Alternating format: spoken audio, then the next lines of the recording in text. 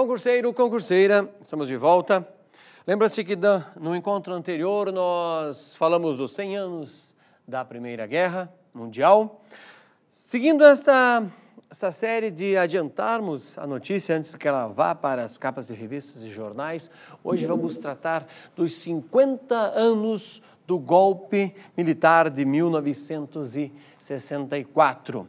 Ainda será comemorado esta data. Você vê que no dia 1º de abril, não é mentira isso, sempre se fez piadinha em relação a este fato, mas ainda no dia 1º de abril de 2014, que completará 50 anos, as páginas de jornais e revistas vão relembrar esse triste episódio que o nosso país viveu. 50 anos do golpe de Estado que tirou a força do poder João Goulart. João Goulart que foi eleito à época democraticamente pelo voto e ele pertencia ao Partido Trabalhista Brasileiro, né, o PTB, que é nosso conhecido. Veja só, concurseiro, concurseira. Lembre-se que o golpe estabeleceu no Brasil uma ditadura que permaneceu até 1985. Que interessante isso, tem uma geração aí que acha que o Brasil sempre foi democrático e outra geração que conviveu no período que nós não éramos democráticos e daí passamos a ser, mas que estamos aprendendo ainda a ser democráticos. Por que eu estou falando que nós estamos aprendendo a ser democráticos? Este ano, em 2014, será apenas a nossa sétima eleição consecutiva. Fato inédito também na história do Brasil. 7 eleições consecutivas é pouco tempo para se aprender a votar. Faz uma conta rápida. Quantas vezes os Estados Unidos já votou democraticamente para o seu presidente? Aí compare com a nossa. Muitos estudiosos sustentam que o governo de Jango, o governo João Goulart, apoiou as manifestações sociais, entre elas as dos estudantes. À época, esse tipo de apoio era visto como uma coisa bastante reprovável. Por que reprovável? Porque à época nós vivíamos a Guerra Fria, ou seja, uma disputa ideológica entre dois modelos econômicos. E isso gerou uma preocupação nas nossas classes conservadoras que sempre atrasaram o país. Essa afirmação não é minha, não é apenas eu que penso assim, mas as classes que dominam o país, a classe que domina o país de conservador sempre o atrasou. E agora, pensando aí, essa classe conservadora, junto com os militares, passaram a temer que o Brasil seguisse para o lado comunista.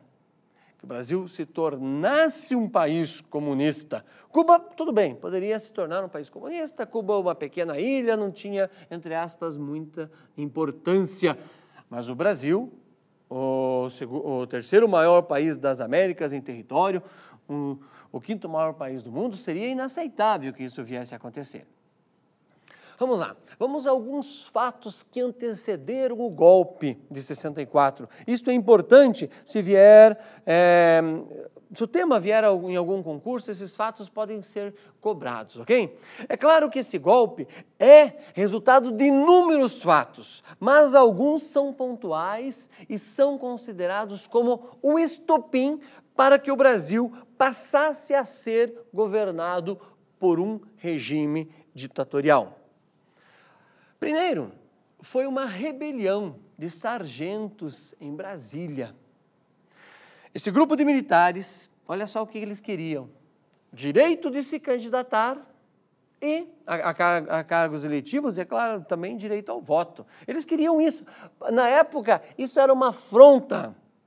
O comando de cada uma das Forças Armadas concluiu que tal atitude era uma clara ameaça ao quê? À hierarquia militar do Exército, Marinha e Aeronáutica, é claro. E por esse motivo, uma atitude mais severa deveria ser tomada pelo comando das Forças Armadas. Veja só, Jango estava enfraquecido politicamente neste momento. Por que ele estava enfraquecido? Porque ele fracassou num plano chamado trienal, plano para desenvolver o país. A coisa não estava funcionando, a inflação estava alta, e isso começou a colocar em jogo as questões econômicas. A inflação altíssima, e Jango começou a perder popularidade. O governo de Jango tenta recuperar o seu prestígio com um comício que foi realizado na Estação Central do Brasil, Rio de Janeiro, ok? Este comício aconteceu no dia 13 de março. Ainda, eu acredito que os jornais e revistas, no dia 13 de março próximo, relembrem este fato. Ele reuniu, à época, aproximadamente 200 mil pessoas, 200 mil manifestantes, que para a época era muito. Não tinha um Facebook que você entrava ali, digitava e marcava um rolezinho na Estação Central. Isso era impossível, ok? Jango, a partir desse fato, assinou decretos que provocaram uma ótima percepção na população. Que decretos são esses? Vamos lá. A nacionalização de refinarias de petróleo, daquelas que eram privadas. Lembrem-se que Cuba fez coisas parecidas com os bancos, hotéis e outras coisas. Então dava a impressão que o Brasil seguia para o caminho de Cuba. Também ele estava propondo um plebiscito para convocar uma nova constituinte.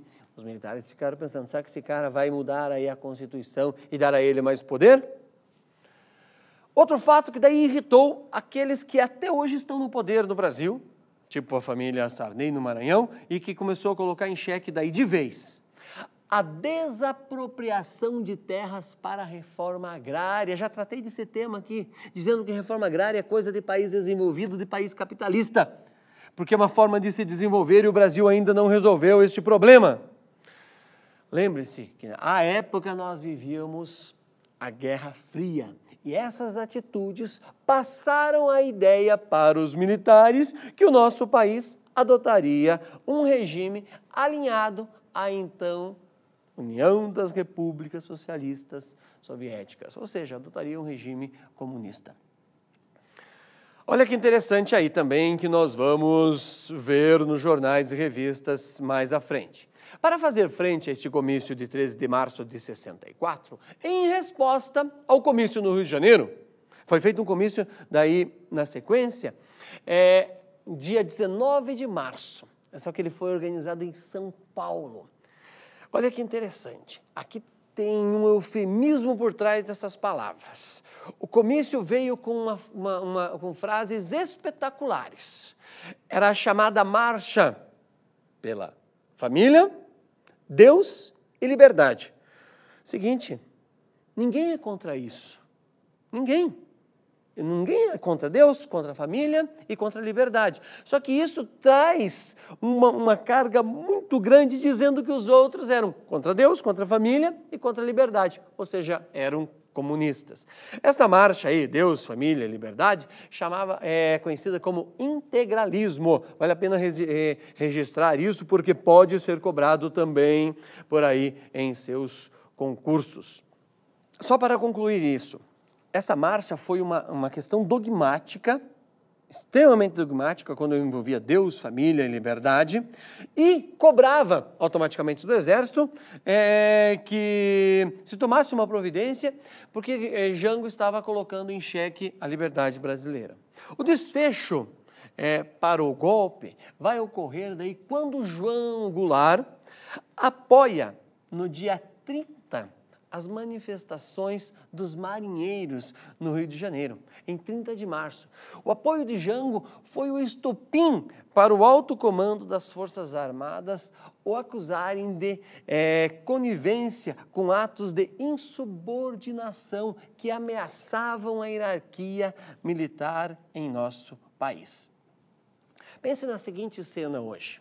Se Obama, Angela Merkel, Dilma, Fernando Henrique, qualquer presidente ou ex-presidente se encontre com um dirigente chinês, bom, qualquer um. O que os jornais vão falar?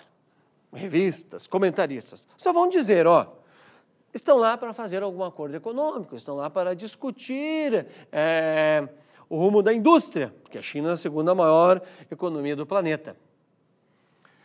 Mas, à época, de forma alguma, se encontrar com um dirigente chinês, à época, era uma afronta à liberdade, era concordar com o comunismo, ok? Então, nos anos de 1960, você tem que gravar isso, registrar, que é completamente diferente de hoje. Eu posso abrir qualquer jornal, fala-se da China, mas na época, não.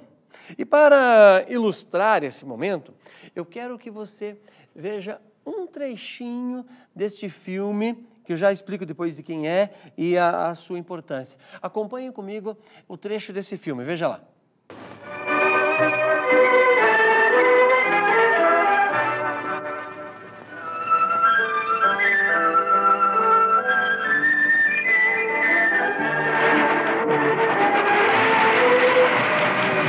Na tarde de 13 de agosto, chega a Pequim João Goulart, vice-presidente da República dos Estados Unidos do Brasil.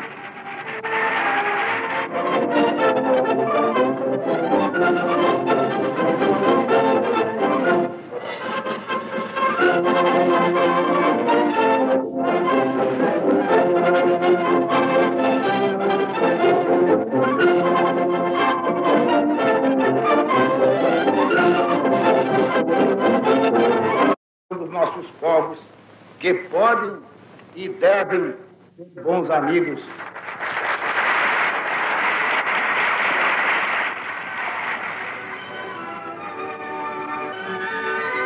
Zhou Enlai, primeiro-ministro do Conselho de Estado, entrevista-se com o vice-presidente João Goulart.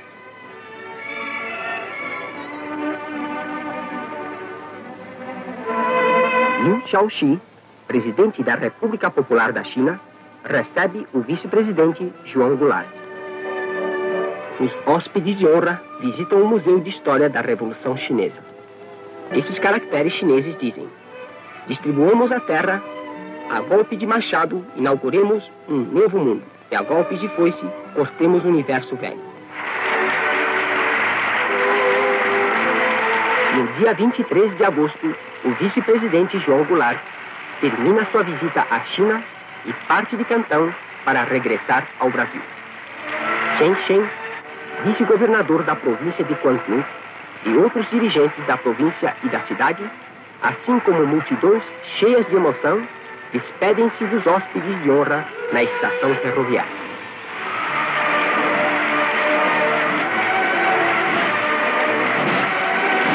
Sustentem cada vez mais a amizade e a unidade e a cooperação entre os povos da China e do Brasil.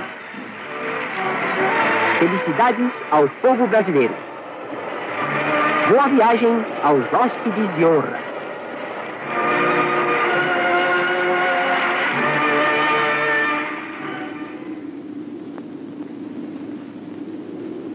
Passava pouco das 6 horas da manhã quando o presidente Jânio Quadros, como de hábito, trancou-se em seu gabinete.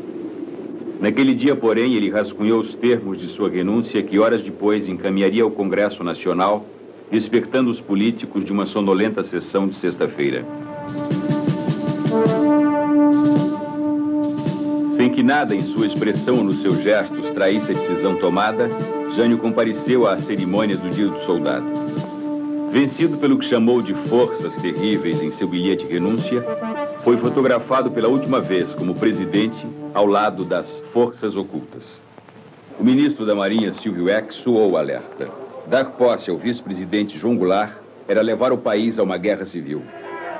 Estava montado o cenário para o golpe. Eu fui cientificado da renúncia por um telefonema do chefe do cerimonial da Presidência da República, ministro Macedo Soares. E imediatamente me ocorreu a ideia de reunir no Itamaraty aqueles amigos que eu pudesse convocar imediatamente, a fim de que nós prestássemos uma homenagem ao presidente que se retirava. Olha só, concurseiro, concurseira, este filme você tem que assisti-lo inteiro, ok? É um documentário, chama-se Jango. Ele foi desenvolvido por uma das pessoas, um cineastas que eu mais admiro, um cineastas brasileiros mais admirados, Silvio Tendler. Ok? Vale a pena você ver e acompanhar esse filme inteiro. Aquela cena ali, quando se mostra o que estava escrito na janela, na porta, né? Sobre a China acolher os brasileiros e assim por diante. Assistam-o com atenção, vale a pena, porque isso tudo ainda será relembrado durante este ano. Muito bem.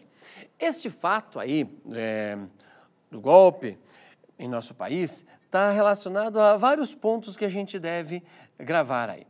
Esse fato o que vale a pena a gente gravar, por favor, eu confundi o que eu queria dizer. Pense que nós temos que entender quais são as consequências desses fatos para o nosso país, do golpe militar. Primeiro deles, afastar um presidente que tinha sido eleito pelo voto. No caso, o presidente era Jango. E não se afasta um presidente que foi eleito pelo voto. Isso é uma afronta à liberdade. Isso sim. Outro ponto. Jango foi substituído por um comando militar, que era gerenciado, à época, pelo então general Costa e Silva. Já comentei isso anteriormente. Já foi nome de escola e hoje começa a ser retirado. Também pelo brigadeiro Francisco de Assis Correia de Melo, nenhum parentesco com ele, no meu caso. Além do então vice-almirante Augusto Raman. Olha, uma junta militar assumiu o poder no Brasil. É claro que isso era uma afronta à liberdade e não ir até a China ou fazer um comício em praça pública. Outro ponto. O comando militar deu início ao processo de cassação dos mandatos dos parlamentares que, mal ou bem, foram votados. Pertenciam a um regime democrático, mas foram cassados, especialmente aqueles que não se alinhavam ao regime militar. Outro ponto que você deve registrar como consequência do golpe em nosso país. Castelo Branco foi escolhido para completar o mandato de Jango, dando a sensação, sabe, de uma continuação democrática, coisa que não era real. Isso iludiu o nosso país. Outro ponto. As principais cidades brasileiras foram tomadas por soldados armados e tanques, jipes, toda aquela parafernália do exército que até num desfile a gente gosta. Mas isso uma clara demonstração de eliminar a liberdade. Os militares também incendiaram, olha que interessante, a sede da UNE, União Nacional dos Estudantes no Brasil, foi incendiada no Rio de Janeiro. Outra clara manifestação de retirada da liberdade, ok?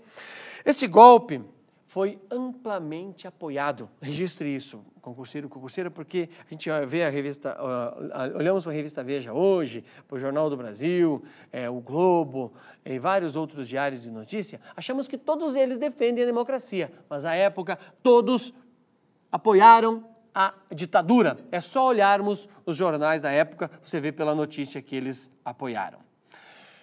Esse golpe também implanta, além de ser implantado em 64, ele vai durar aí até 1985, por isso que eu argumentei anteriormente que